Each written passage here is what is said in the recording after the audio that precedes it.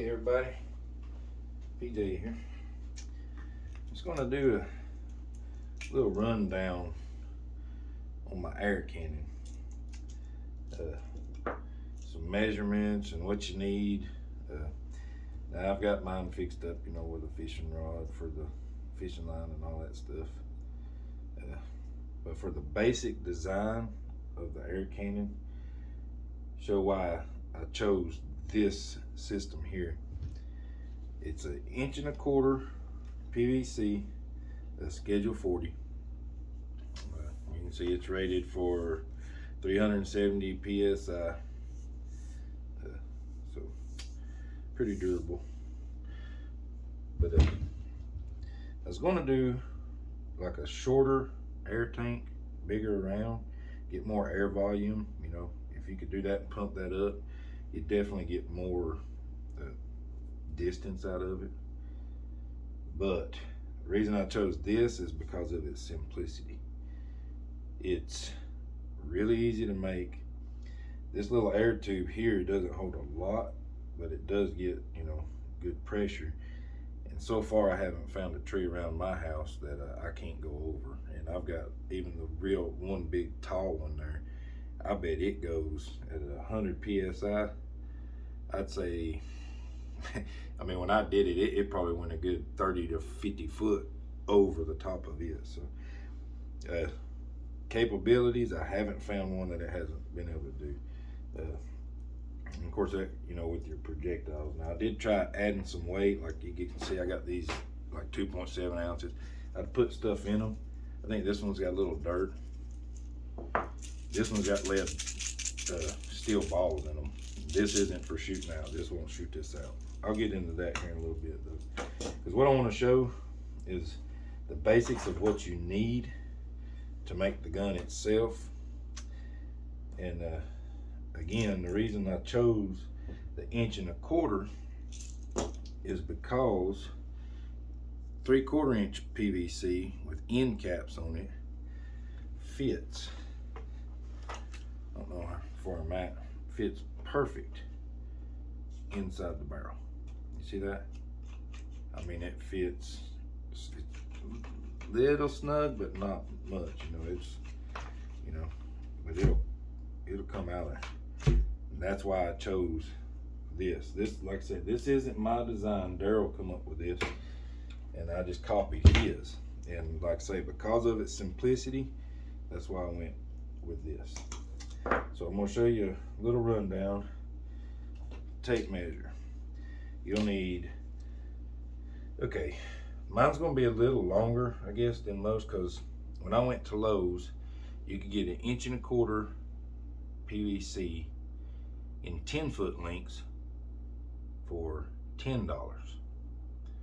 Or you could get a 5-foot piece for like $7 and something.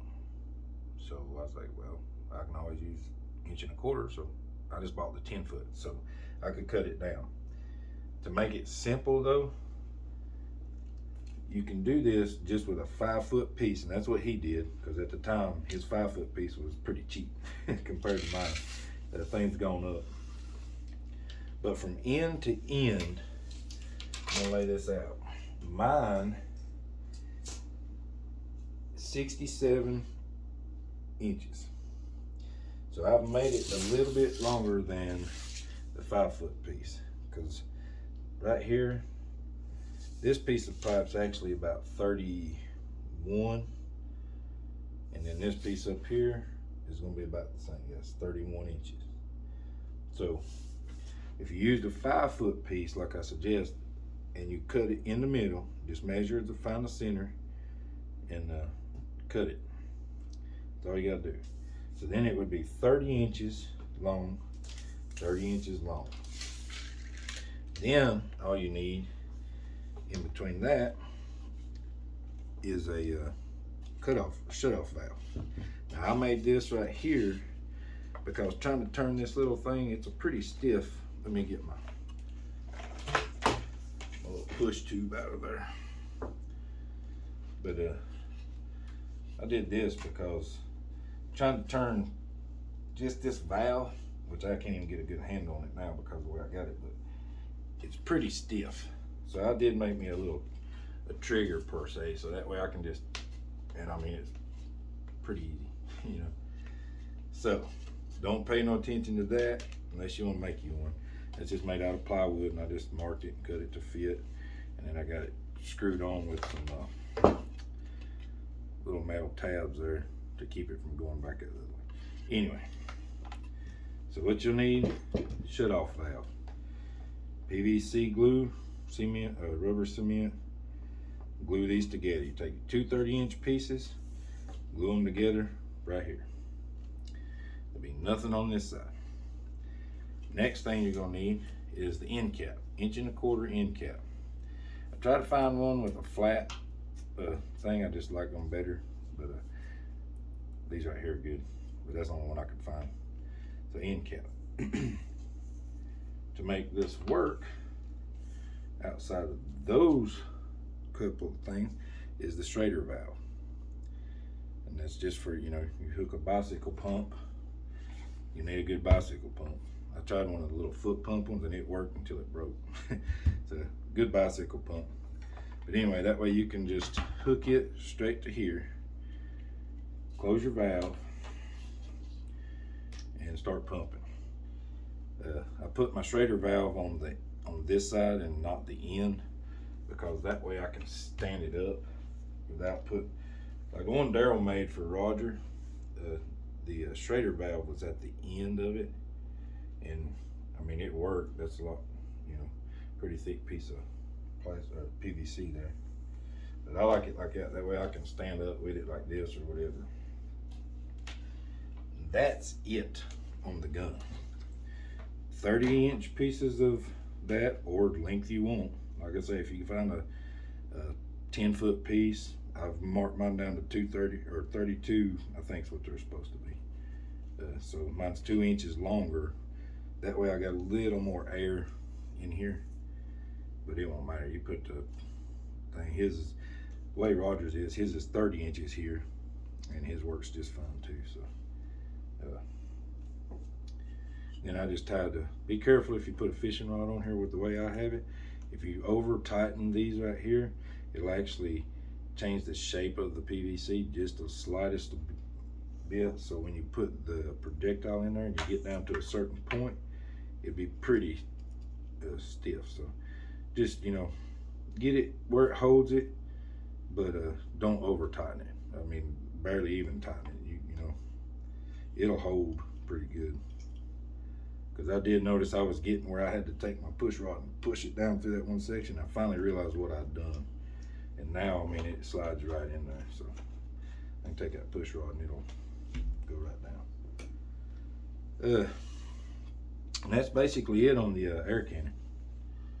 And I love this thing. I get outside, man, and just shoot it. You can shove a potato. I showed in that one video where you just cram a potato down there and take your push rod and shove it in there, and you don't have to worry about go hunting your little projectiles or losing them. But you can have some fun. So next thing to make the projectiles you'll need: 3/4 inch PVC. This is schedule 40. I bought it in, I think I did buy this one in a 5-foot piece. I've got probably a little over 3 foot left after cutting, and I make quite a few of these. And then I use this as my little push rod. It fits. The way I store it is I'll actually open up the valve and I'll just slide that in, and that stays in there. And that's how I store it. So anyway, I get off topic sometimes. Y'all have to bear with me. But to make your projectiles, I cut 3 inches of 3/4 inch PVC, and then I got 2 3/4 inch end caps and glued them on.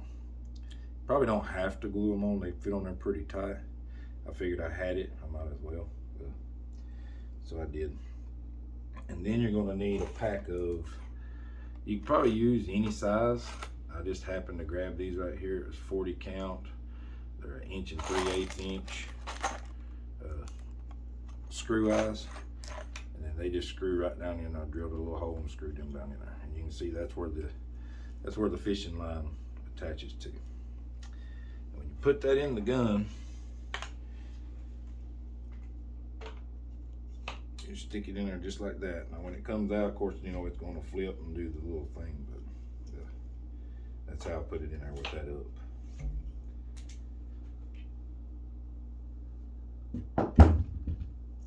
Now, as far as price wise, I can't tell you now, because I mean everything's gone up. The Schrader valve was like $3 or $4, and then the end caps were like, you know, 60 for one. These right here wasn't that much. These were cheaper. I think it was like $4 or $5 for the 3/4 inch PVC.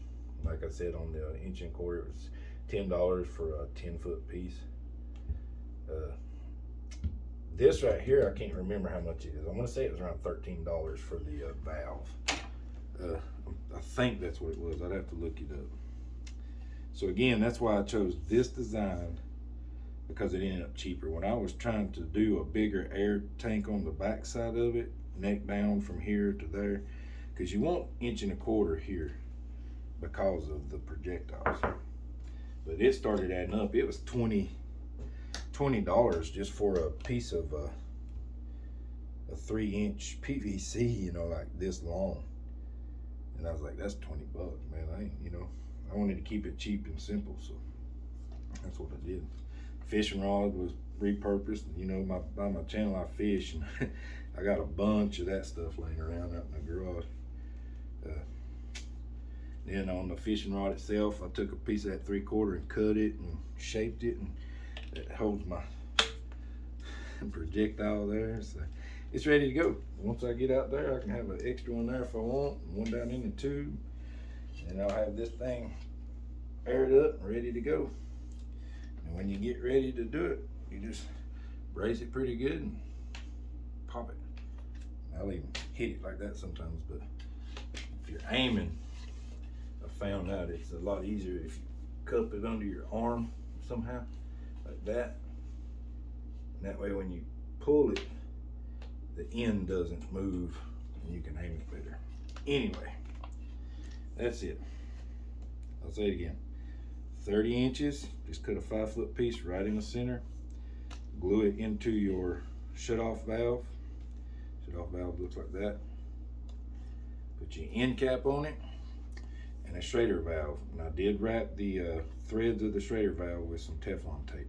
I always have Teflon tape around the house because you never know when you're going to have a leak or something in the pipes and you got to fix it. So I didn't buy that, I already had it.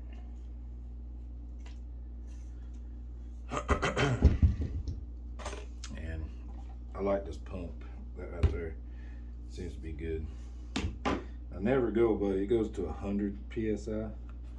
I haven't found a need to go any more than that, so I could probably put more air pressure in that and send that thing way even further, but I haven't found. 80 to 90 is usually all I need to clear the biggest trees I've got.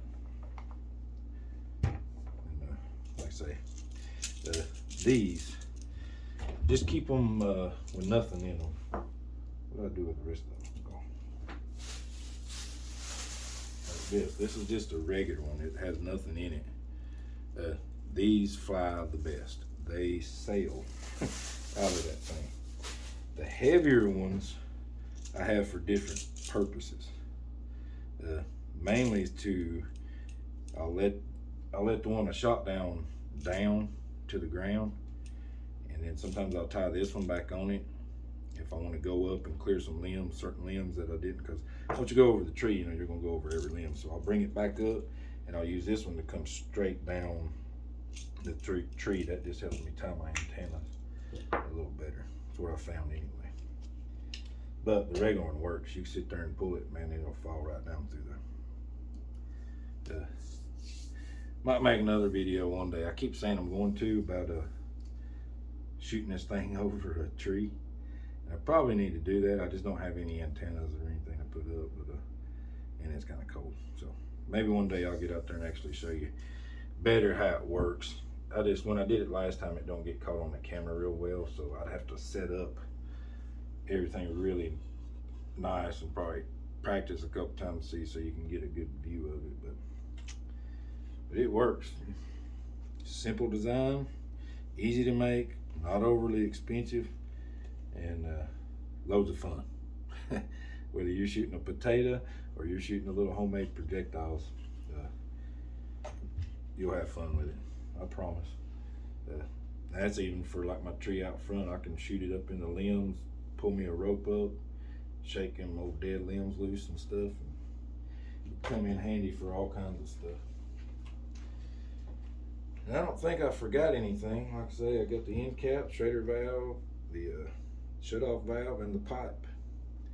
Anything else you add outside of that and the projectiles is just up to you and your preference. So have a good day.